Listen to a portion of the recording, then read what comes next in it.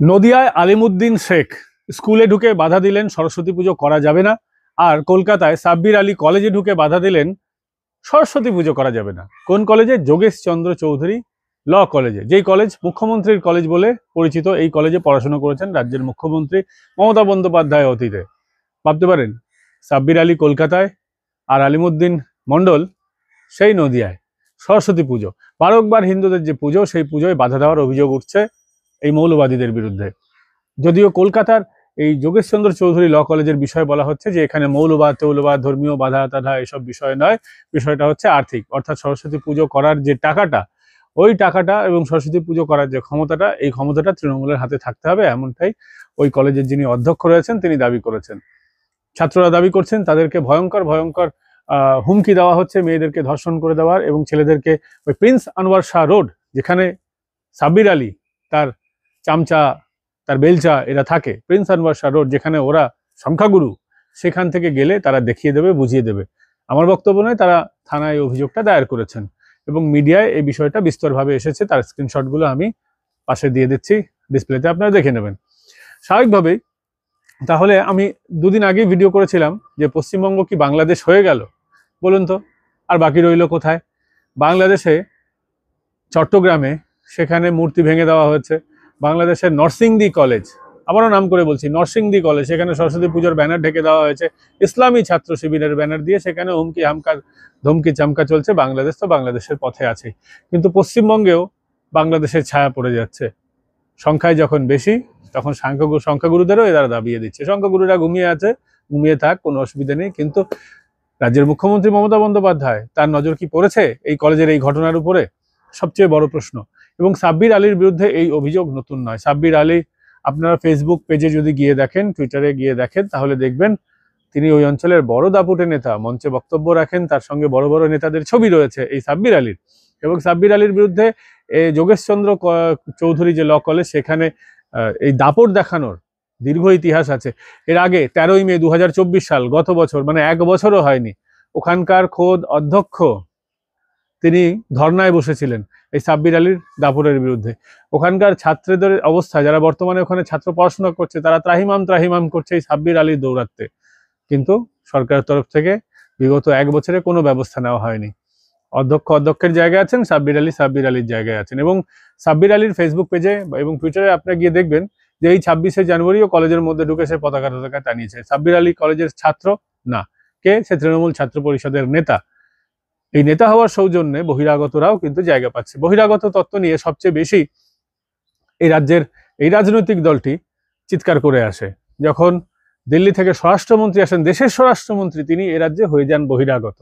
অথচ কলেজে যে পড়াশোনা করে না সেই ছেলে কলেজে বহিরাগত নয়, কারণ সে ওই দলটা করে। অর্থাৎ বহিরাগত তত্ত্ব এই রাজ্যের এই দলের কাছে খুব নিজেদের মতো করে তারা গড়ে নিয়েছে বহিরাগত শব্দটা। এ রাজ্যে আপনারা জানেন যে নদিয়া জেলায় কি হাঙ্গামাটাই না হয়েছিল। নদিয়া জেলার একটা স্কুলে আলিমুদ্দিন বাবু ঢুকে, আলিমুদ্দিন একসময় সিপিএম এর গড় ছিল, আস্তানা, সিপিএম পার্টি অফিসের নাম, সেই আলিমুদ্দিনের নামে এই আলিমুদ্দিন গেলেন স্কুলের মধ্যে, ঢুকলেন এবং একদম আঙুল উঁচিয়ে শিক্ষককে বললেন যে এখানে পাশে মসজিদ রয়েছে, মাজার রয়েছে, এখানে এতদিন ধরে পুজো হচ্ছে না, আপনি হঠাৎ করে পুজো করছেন কেন? ওখানে পুজো হয় কি হয় না আমরা জানি না, কিন্তু এ রাজ্যে স্কুল কলেজে সরস্বতী পুজো হওয়াটা এ রাজ্যের সংস্কৃতির অংশ। প্রত্যেক দেশের নিজস্ব সংস্কৃতি থাকে। বাংলাদেশ যেমন নিজস্ব সংস্কৃতি গড়ে নিয়েছে, ভারতবর্ষের এটা হাজার হাজার বছরের সংস্কৃতি। আপনার পছন্দ না হলে আপনি বয়কট করতে পারেন, কিন্তু এই সংস্কৃতিকে মেটাবার ঔদ্ধত্য এই আলিমুদ্দিন, এই সাব্বির আলীদের কে দিয়েছে? আমার প্রশ্ন জাগে। হাজার হাজার বছরের সভ্যতা, সংস্কৃতি, বাইরে থেকে আসা একটা সংস্কৃতিকে চাপিয়ে দেওয়ার চেষ্টা এই রাজ্যে বারংবার হচ্ছে। তারপরেও মুখ্যমন্ত্রী চুপ করে থাকছেন, শুধুমাত্র ভোট ব্যাংকের জন্য। কি তিনি কোনো ব্যবস্থা নিচ্ছেন না? তার দলের কর্মীরা কি? এই আলিমুদ্দিন তার দলের সেখানকার বুথ সভাপতি, আর সাব্বির আলী তৃণমূল ছাত্র পরিষদের বড় হোতা, কলেজটাকে কন্ট্রোলে রাখে। রাজ্যের শাসক দলের মুখপাত্র কুণাল ঘোষ আলিমুদ্দিন, অর্থাৎ নদিয়ার যে ঘটনাটা ঘটলো সেখানে আলিমুদ্দিনের বিষয়ে বললেন যে ওখানকার যারা দলীয় নেতৃত্ব আছে তারা বুঝে নেবে, তারা রিপোর্ট দেবে, তাদের কাছ থেকে তিনি জানবেন, শুনবেন কি হয়েছে ঘটনাটা। তিনি কি শুনেছেন? শুনে কি ব্যবস্থা নিয়েছেন? এই আলিমুদ্দিন, এই সাব্বির আলীরা প্রথমবার ঘটনাটা ঘটিয়েছে এমনটা নয়।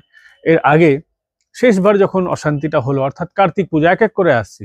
কার্তিক পুজো হাওড়ার বিস্তীর্ণ অঞ্চলে একটা সাম্প্রদায়িক বিরোধ তৈরি হলো।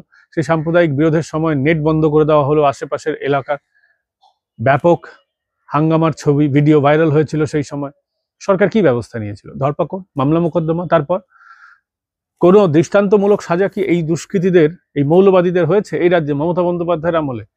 উত্তর আপনারাই দেবেন। পাশাপাশি তার আগে কালী পুজোয় আমরা কি দেখলাম? দক্ষিণদারিতে একটা জায়গায় মূর্তি ভাঙচুর হয়ে গেল। সেই খবর করায় আমাকে গ্রেফতার করা হয়েছিল, এক রাত আমাকে থানায় থাকতে হয়েছিল।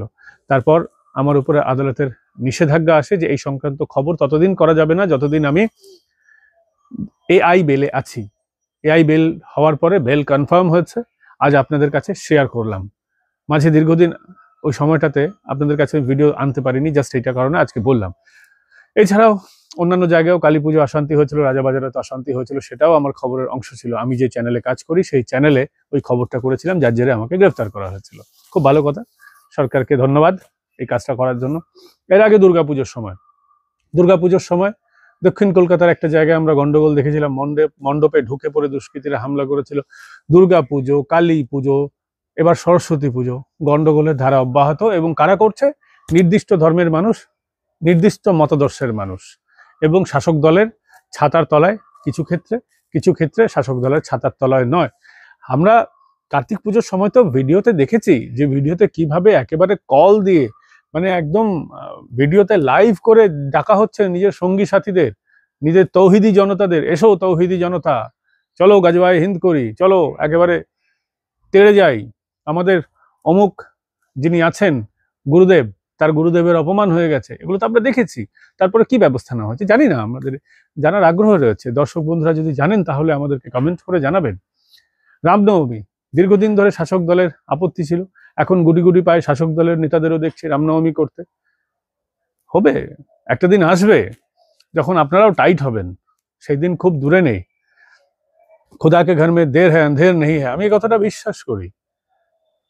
স্বাভাবিকভাবেই মানুষ কিন্তু এখন একজোট হচ্ছে, মানুষও কিন্তু প্রতিবাদ করছে। এই অন্যায় অবিচার হওয়া উচিত নয়। আপনি আপনার ধর্ম পালন করুন, আমাকে আমার ধর্ম পালন করতে দিন। আমার রাষ্ট্র, আমার দেশ ভারতবর্ষ আমাকে সেই অধিকারটা দেয়, কিন্তু সেই অধিকার বারংবার খর্ব হয় এই রাজ্যে এসে। কিন্তু ভোট ব্যাংকের কথা ভেবে শাসক দল চুপ করে থাকে। এই জায়গাটাতেই সমস্যা। আপনি আচরি ধর্ম, যা আপনি মসজিদে আপনার ধর্ম পালন করুন, চার্চে গিয়ে ধর্ম পালন করুন, আমাকে আমার জায়গায় ধর্ম পালন করতে দিন। কিন্তু সংখ্যাগুরু জনতা তার ধর্ম পালন করতে পারে না, এই নিদর্শন শুধু ভারতবর্ষে পাওয়া যায়। ভাবতে পারেন পাকিস্তানে মুসলিমদের কখনো আপনি তার ধর্মের কোনো অংশে আপনি বাধা দেবেন? গায়ের একটা লোম আপনার খুঁজে পাওয়া যাবে না, শরীরটা তো ছেড়ে দিন। বাংলাদেশে ভাবতে পারেন? শুধুমাত্র তাই নয়, ভাবুন না মিয়ানমারে এখন বৌদ্ধদের বিরুদ্ধে প্রতিবাদ করায় বা বৌদ্ধদের বিরুদ্ধে অনেক দুষ্টুমি করেছিল, সে অভিযোগ থাকায় রোহিঙ্গাদের কি অবস্থা করেছে। ভালো না মন্দ আমি সেই বিষয়ে যাচ্ছি না, আমি হিংসার পক্ষে নই, কিন্তু এটাই হয়। আপনি সংখ্যাগুরু জনতার বিরুদ্ধে বিরুদ্ধাচরণ করলে আপনাকে খুঁজে পাওয়া যাবে না। সমস্ত দেশে এটাই সংস্কৃতি, এটাই রীতিনীতি। ভালো না মন্দ সে বিষয়ে আমি যাচ্ছি না, কিন্তু ভারতবর্ষে তার উল্টোটা হয়। ওই হিন্দিতে একটা কথা আছে, উল্টি গঙ্গা বহে না। ভারতবর্ষে সত্যি উল্টি গঙ্গা বইছে, আর এই উল্টি গঙ্গা বওয়াটা বন্ধ হওয়া দরকার বলে আমরা মনে করি। এই ভিডিওটা আপনাদের কেমন লাগলো কমেন্ট করে জানান। ভিডিও ভালো লাগলে লাইক, শেয়ার এন্ড সাবস্ক্রাইব করতে ভুলবেন না। আপাতত এখানেই শেষ করছি ভিডিওটা, কিন্তু ঘুমোবেন না, দয়া করে সজাগ থাকুন। আর ভিডিও ভালো লাগলে সাবস্ক্রাইব করে নিন। দেখা হবে পরবর্তী পর্বে, ভালো থাকবেন।